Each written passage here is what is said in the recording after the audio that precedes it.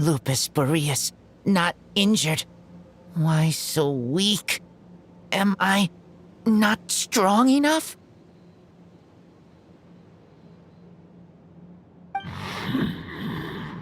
You are not to blame.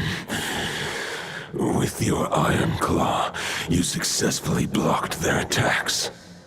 However, their assault went beyond the mere physical world.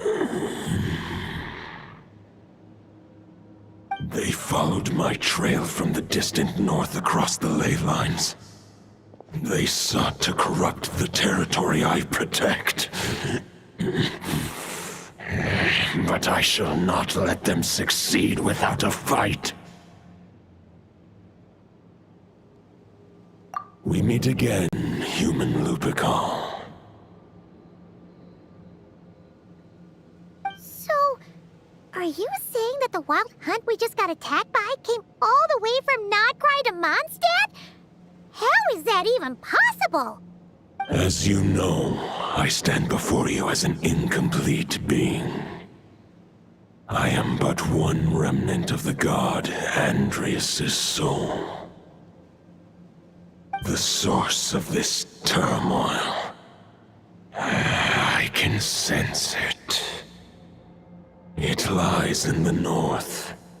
It is the part of me that remains in Nodcry, from whence I came. Huh? Now Paimon's even more confused.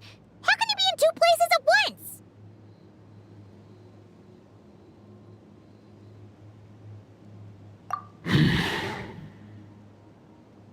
For many gods, housing a part of their soul within an object is no difficult feat. But those who can perform such delicate partitions as this are rare, even among the gods.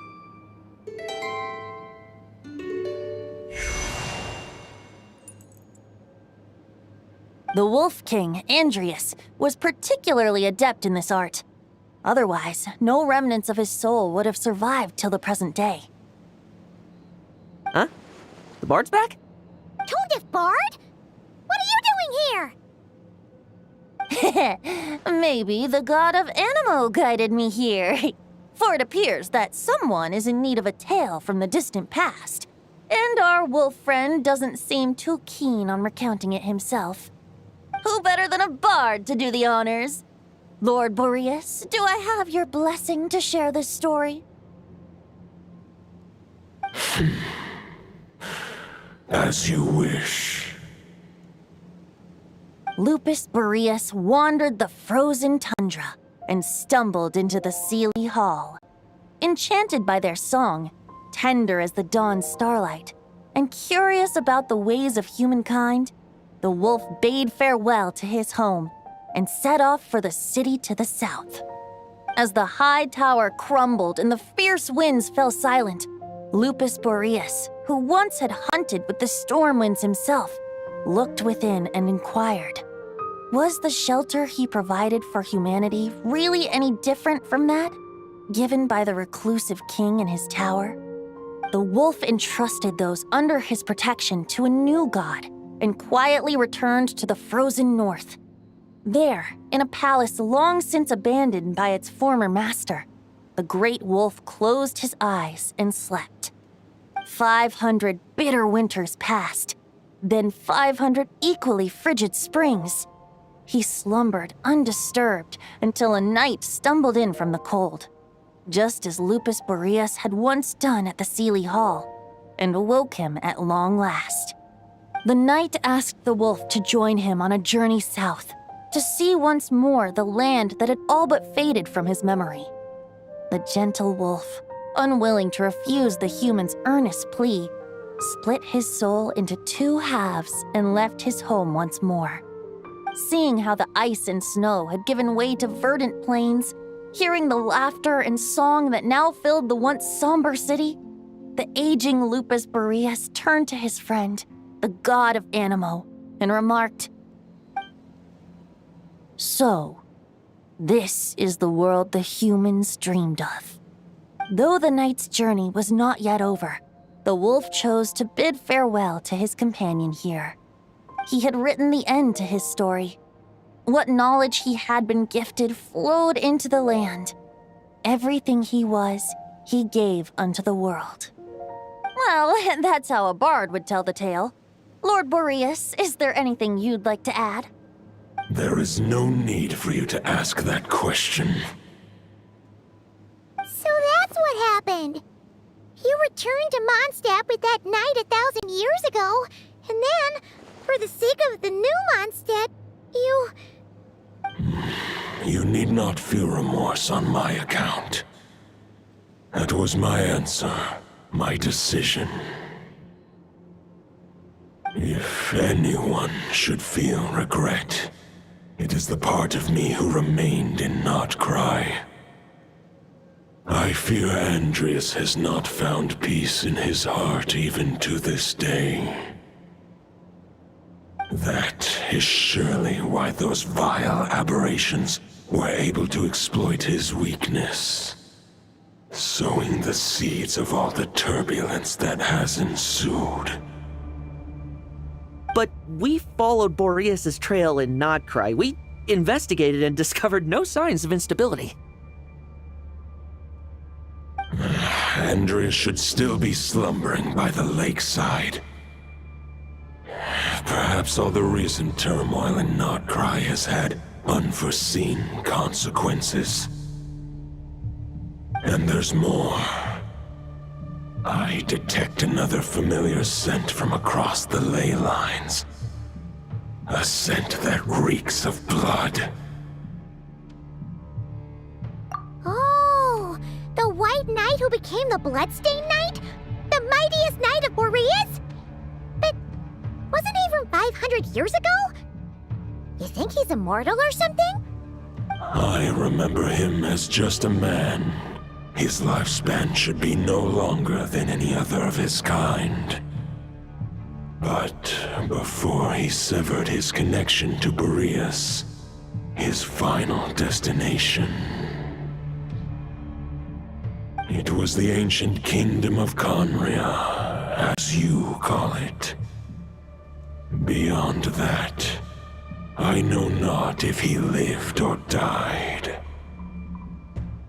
If you want to get to the bottom of this, I'm afraid you'll have to make another trip to Nodcry yourselves. As luck would have it, another old friend of ours just so happens to be free right now. If you ask him nicely, he might give you a lift. That could save you a lot of time on the road. No wonder I can suddenly sense the east wind's presence. If even Mondstadt has been affected by the fallout, Nodcry must be in real trouble by now. I hope Varka can handle it. Varka? Is he in danger? I believe too many passengers would slow our dear friend down. I fear he only has room to carry one person, along with perhaps a diminutive companion. All right, wish it could be me, but I accept that we should send our strongest warrior to fight Nodcry's battles. I'll stay here and deal with any wild hunt that try harassing Mondstadt. It'll be a good chance to try out some new moves. I stay in Mondstadt too. With Traveler's help, Varka will be safe. Razor, give me your iron claw.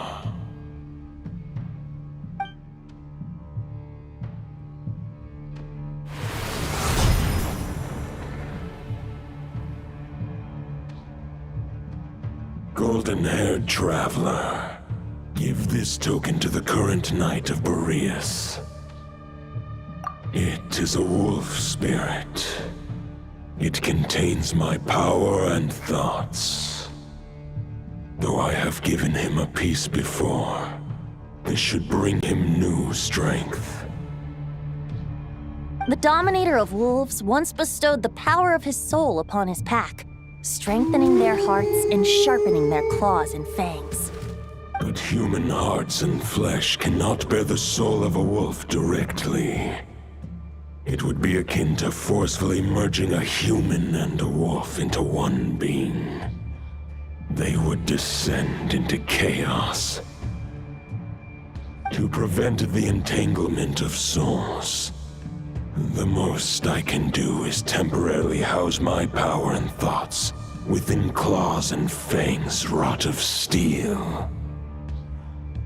Although, truth be told, that knight does not lack for power.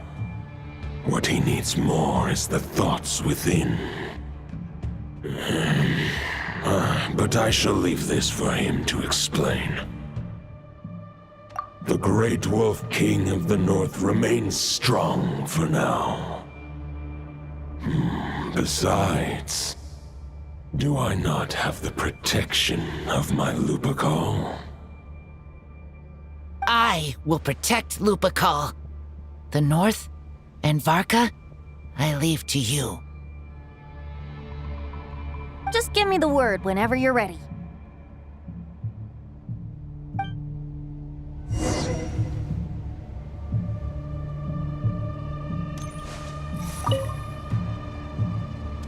Any questions before you set off?